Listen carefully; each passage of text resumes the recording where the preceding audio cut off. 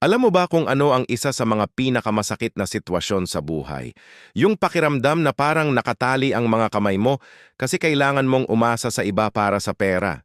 Yung tipong bawat galaw mo, bawat desisyon mo, nakadepende sa kung anong ibibigay ng gobyerno, ng asawa mo, ng mga magulang, o ng mga kamag-anak mo. Nakaka-frustrate, di ba? Para kang ibon sa isang gintong hawla, maganda tingnan pero hindi makalipad. Pero paano kung sabihin ko sa'yo na may paraan para makalaya diyan? May paraan para ikaw mismo ang maging sagot sa sarili mong mga dasal. Sabi nga sa Kawikaan 10 of Far, ang kamay ng masipag ay magdadala ng kasaganaan. Pansinin mo, kamay ng masipag, hindi kamay na nag-aabang. Malinaw na sinasabi na nasa ating sariling pagsisikap ang susi sa pag-unlad. Minsan kasi, nasasanay tayo sa culture of dependency. Umaasa tayo sa ayuda, sa padala, sa bigay. At habang tumatagal, imbes na maging solusyon, nagiging lason ito sa ating potensyal. Pinapatay nito ang ating diskarte, ang ating creativity, at ang ating drive para umasenso. Bakit ka pa kikilos kung mayroon namang darating, di ba? Yun ang maling kaisipan na kailangan nating basagin ngayon din. Huwag mo akong masamain. Walang masama sa pagtanggap ng tulong lalo na sa oras ng matinding pangangailangan. Pero iba ang tulong sa pagiging palaasa.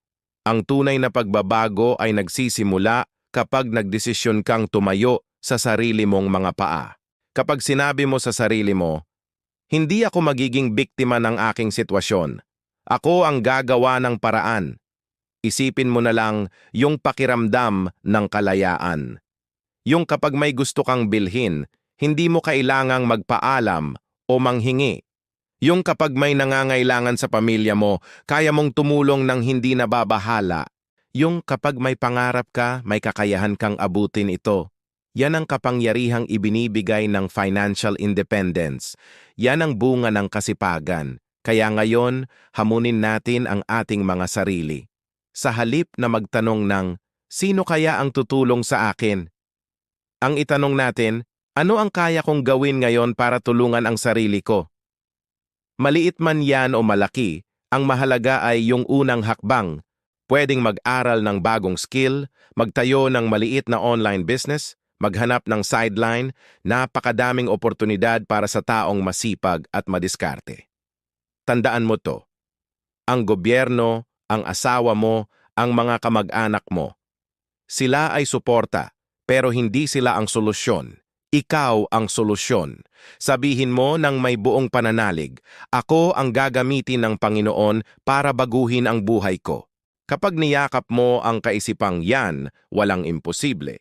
Ikaw ang magiging patunay na ang kamay ng masipag ay tunay na nagdadala ng kasaganaan.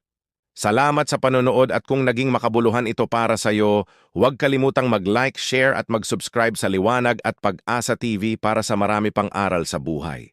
Hanggang sa muli!